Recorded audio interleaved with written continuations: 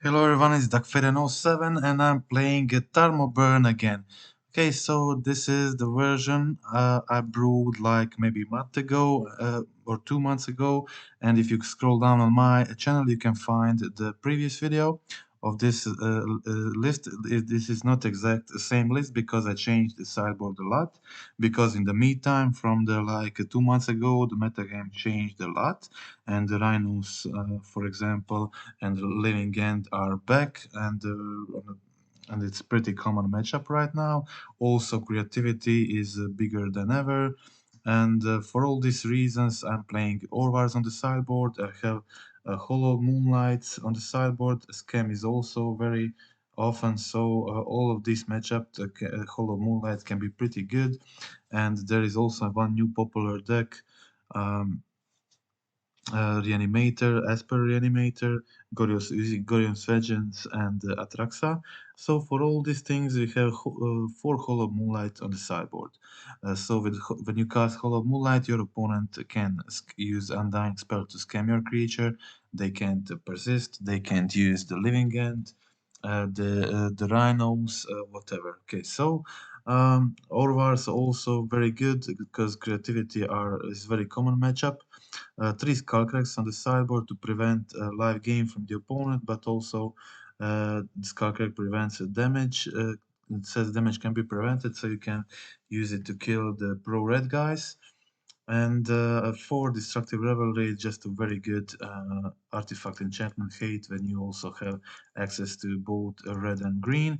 And this is my build which is very dear to me. I like to play it, and Tarmogoyfs just always work very well for me in this shell, and we'll just go over the list. So the list plays some usual stuff you usually see in Burn.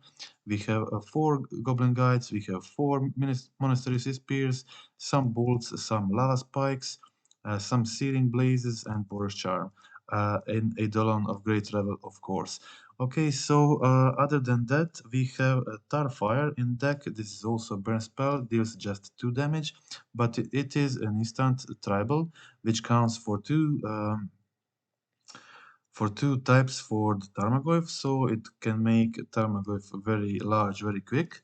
Also playing 4 Mishra's Bubble as another way, it has a very cool interaction with the Monastery Spear. You can attack for more than 1 damage with him on turn 1, but it also pumps Tarmogoyf and just makes going through your deck, finding cards you need, something easier.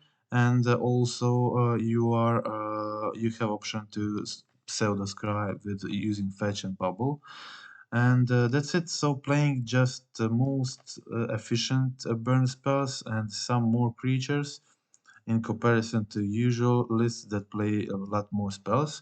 Of course, this version will be um, somewhat weaker to the Fury decks, and that's why we have some good hate on the sideboard for those matchups. Unfortunately, in this league I haven't used this exact sideboard. I used my old sideboard, and it just wasn't updated for the current meta game, and I ended up very rarely using my sideboard cards.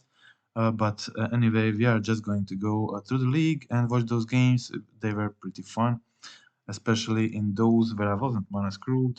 Unfortunately, some of them I was, and yeah, I just wasn't able to get out of that situation. Okay, so I ended up in this league, ended up 3-2. We are going to go through all the games. Okay, so I decided to put down a land because I had 2 bubbles in hand, so I went for the Swift Spear and 2 bubbles, which is just very, very nice. And very nice use of these bubbles in deck, other than just pumping the Goif. My opponent was also on burn, as they started with the Goblin Guide. I also had a Goblin Guide, so I was able to attack with both. I didn't draw a land, but my opponent has the Lightning Helix, which is very good in the matchup. But my draws were also pretty good, and then I landed this Goif, which is 5/6 in this match, just threatening for the lethal damage next turn, and Goif was definitely good in the burn mirror, so it decided that matchup. It was just a very good card to have. And okay, so game 2. Mishra's Bubble, Tar Fire, Lava Spike, Goif means like you can play one large Goif on turn 2. So I start with the Mishra's Bubble, Pseudo Scry here, find another Goif, wait for Goblin Guide attack, then fetch into the mountain, Tarfire the Goblin Guide, and just turn 2 play huge Tarmogoyf 5-6 with ability to still play the Lava Spike from my hand to make it 6-7, which is pretty crazy. Okay, then on my turn, I go for the bubble. I play the spike to grow my Goif to 6-7, and then sack the bubble. I play my other Goif and attack with this one. It even goes through the core Firewalker, which was usually be a very good sideboard card against burn, but it just doesn't work against Goif. My opponent goes for the Rift Bolt. I'm on 7 and they have 3 cards in hand, but just 6 damage, so I survive on 1 life. In situation where I attack with both Goifs, my opponent is forced to there to block, and I just play. I didn't have enough damage, so I just play Goblin Guide for block and leave the Starfire, but my opponent wasn't able to find the kill spell in the 2 cards on top of their library, so that was the game 1. Okay, we can now check game 2. I really like how quickly these games play out. Okay, so sometimes you just play like normal burn, just don't draw into the goifs and stuff like that, but sometimes you just play your Nacatls, play your goifs, and have a completely different setup. Okay, so this game was against Jund. I think it was Creativity. Okay, so they went for the Totsis. I didn't have too much going on, but I had Starfire if needed for their creativity spell, so I was holding that. Mm, I find the Searing Blaze, which was pretty good in this situation. Kill their token, attack with Wild Nacatl. My opponent went for the Boseiju.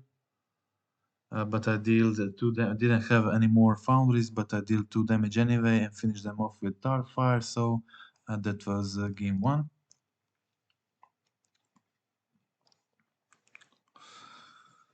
Game 2 kept 1 lander, hope playing second, so have 2 draws to try to draw a second land. I get it immediately, and I start with my Swiss-Spear. Swiss-Spear here has haste, so I prefer to start with it to get that 1 damage going. And on turn 2 I have Golf is just a 1-2 at this point, so I want to play some spells first to go more aggressive and immediately deal I play Lava Spike, they go for the Terminate. Maybe I should have waited until end of phase. So they now have 4 mana, so I was forced to hold some interaction, so I just bolted them end of turn. I wasn't able to play my Goif there. So my opponent got the token. I used Searing Blaze response and just finished them off with Bolt without even needing to cast the Tarmogoyf. Nacatl did a lot of job in this game. Okay, so that was the second game, wasn't it? Yeah. Yeah, that was. Okay, so we can now watch match 3.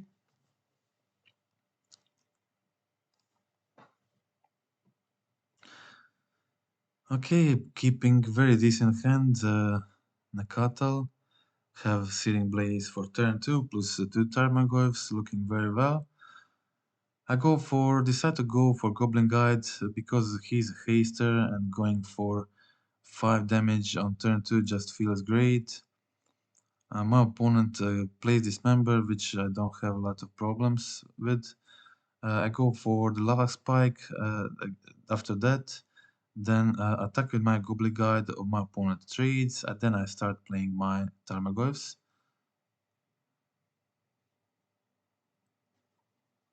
The land would be perfect here to just play both Goblin Guide and Blaze. I didn't get it, so they block and I play my second Goyf.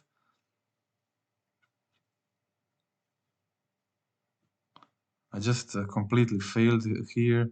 Uh, Sorry, I didn't. I think they had something, I forgot what. But I should have probably just played a bit differently. I didn't. Unfortunately, my Goyfs were stuck at 3-4 this game, but still were doing a great job. I went for. I knew my opponent. I think I knew my opponent. I think it was pretty clear my opponent is holding the Spell Pierce, but I played the Searing Blaze anyway just to get it out of their hand, and I was able to top deck a Dolon in this critical situation, where my opponent is on 5 life and really can't play much more spells, but needs to react on stuff I'm playing. So I go for the Searing Blaze here. I pay the ward, but they play the Hex Catcher, so they counter it. They get 3 damage in process, so they were forced to block my creatures. And I came to. They had a good attack here, so 7 damage, which means I can't really play any spell if I let this happen. And my opponent is now on 1 life, and I top deck a land to play around Spell Pierce and finish them off with a Boros Charm. Maybe I could have played this a bit better, but ended up with win anyway. So, but it was cool game, definitely tight, very tight. Okay, so was that game 1? So I forgot, completely forgot. Okay, let's just check the game 2. Yeah, okay, so the second game my opponent started with Ether that's a bit trickier. I pseudo scry here, didn't want the card on top, so I just started with Lava Spike, hoping to get the land. I did get it, so it was good, but my opponent really had a brutal hand here. This Tide Shaper was definitely game defining, and then my opponent played another Tide Shaper, which just made my situation miserable, and I needed to top deck 2 lands to be able to get out of this. So I did find actually a third land, but two Tide Shapers, my opponent getting the Island Volk, and then putting multiple lords on the field just ended the game very quickly. So turn 4 win for the opponent, and that it was time for game 3 in this very interesting Merfolk matchup. It's much easier when playing first, can be a lot more aggressive. I start with Nacatl, I go for the bubble immediately, Sea Island top of my opponent's deck, holding lands plus Searing Blazes, which are very good in this matchup. And Style Shaper this time just as a 1-1. Sago Searing Blaze, attack my opponent for 3, put them down to 14 already. They go for Harbinger, return my Valnakalta. That was pretty good play for the opponent, but I was able to play 2 of my creatures now, which are bigger than my opponent's creatures, so very aggressive. I thought my opponent's definitely holding uh, Trickster here, so I hold Bolt for the Trickster. I killed the Trickster before opponent able to block, and I play the second Nacatl on my second main phase, And in this situation, I have 3 creatures on the field, my opponent on 8 life, and they'll be definitely forced into some bad blocks. So, pretty good situation for me. I top deck another Searing Blaze, I find another land, played Searing Blaze on Master, and this game 3 in a very good fashion. Okay, so that was match 3, and that were all the wins in this match. We'll now watch the losses.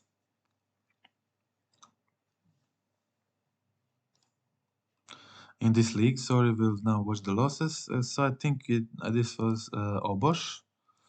Sorry, I think Yeskay Obosh playing Blood Moons and stuff. So I started with Wild Nacatl, not a bad start. But my opponent's deck is much better against these creature versions of a burn than the usual. Because they play Fury, they play Solitude, Ephemerate, stuff like that. So this two Valnacatls are not really huge problem for the opponent. It's much better to have just spells against them. I unfortunately didn't find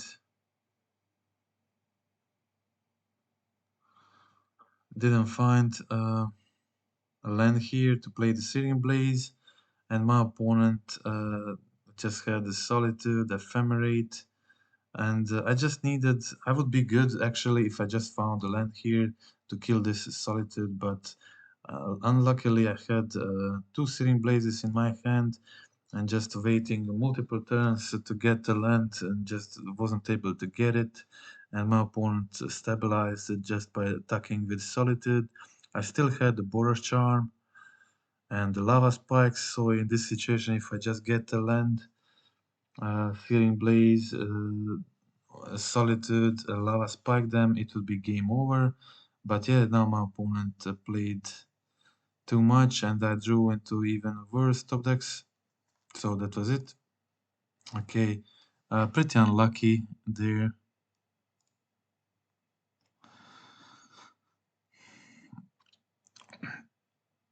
Okay, so I boarded in Rolling Vortex, but kind of just I forgot in this game. I later removed the Rolling Vortex. You can find the final deck list in the video description. In this game, I realized, oh my god, I'm playing both Mishra's Bubble and Rolling Vortex in my deck. I completely forgot about that, and it's I think. And previously, I would board some Misha bubbles out in those situations, but I just don't feel that as a very good strategy.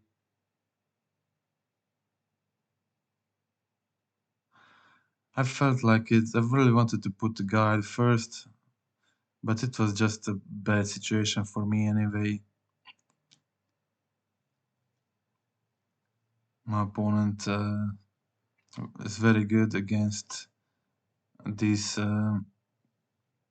creatures, and they were able to get rid of everything guide, the Eidolon, then play their Season Pyromancer, stuff like that. But they also play Prismatic Endings, March of Otherworldly Light, and stuff like that. So this Rolling Vortex is not really great against them.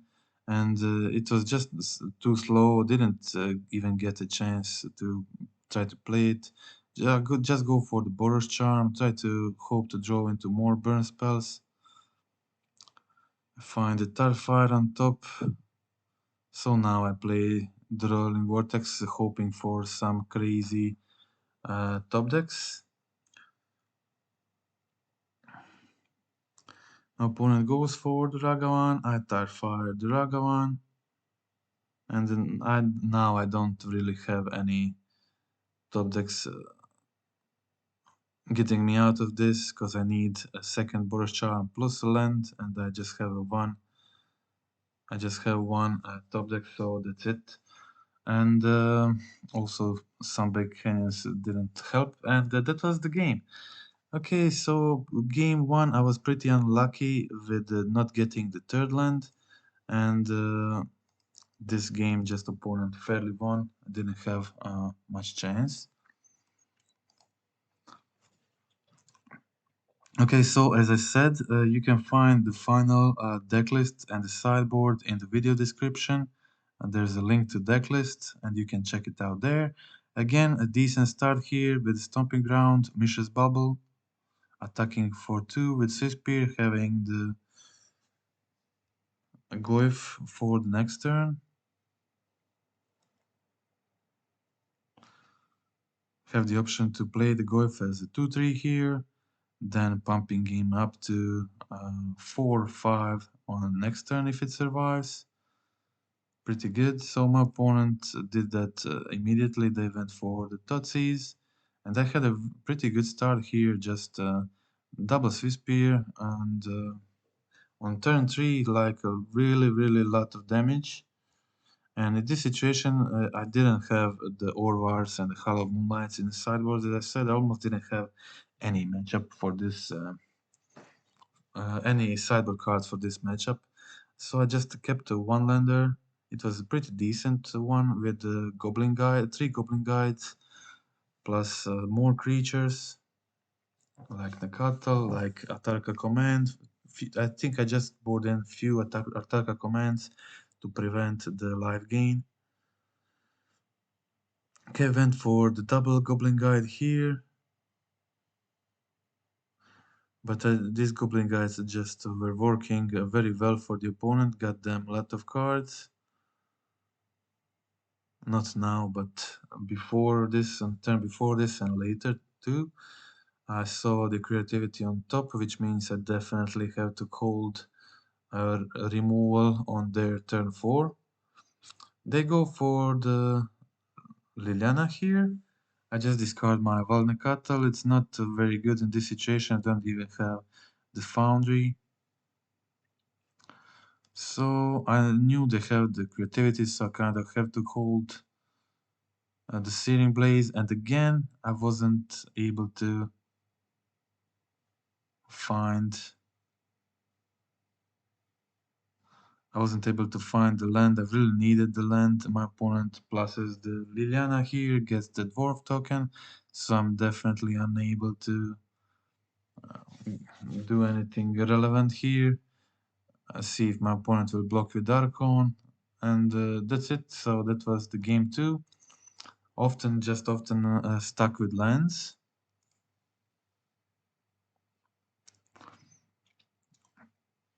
I think again I was stuck on lands.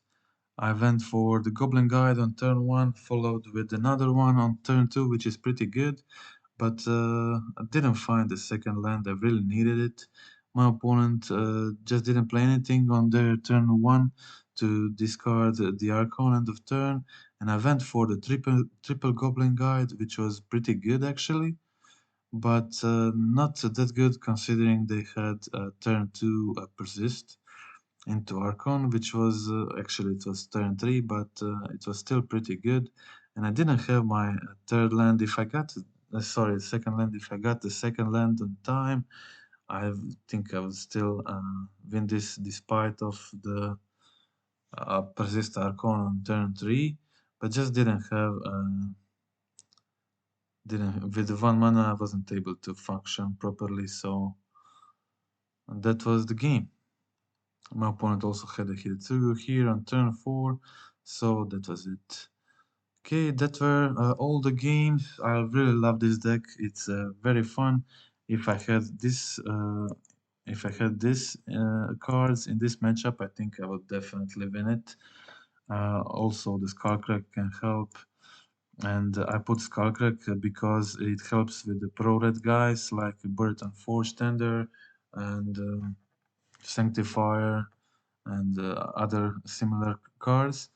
Okay, so Hallowed Moonlight, Orvar, just very good against the Living End, also against Rhinos, against Scam decks, against Goryo's Vengeance decks, so very good card at the moment. I think 4 is worth it over any Graveyard Hate, which is awkward already with the Tarmogoyfs in the main.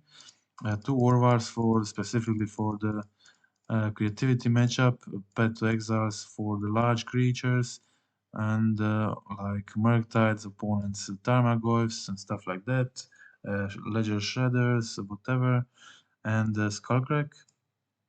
Construct tokens, Skullcrank to prevent a life gain, and the Revelry just has a very good artifact enchantment removal, and one less land than usual, burn less because we play 4 bubble. I think you can always cut 1 land when doing this, and that is it. Okay. Very fun league. I had great fun playing this game. I played 2-3 leagues, each ending, I think 2 leagues ended up 3-2, 1 league ended up 2-3, and after those leagues, I settled on this sideboard. I think it's much better built now for the current meta game. And that is it. I hope you enjoyed the gameplay. I hope you enjoyed the league. And the Tarmogoyfs just was consistently very good, very useful, and they did a great job. And that is it for today. If you want to help the channel, you can click like, click subscribe, and that's it until the next time. Goodbye.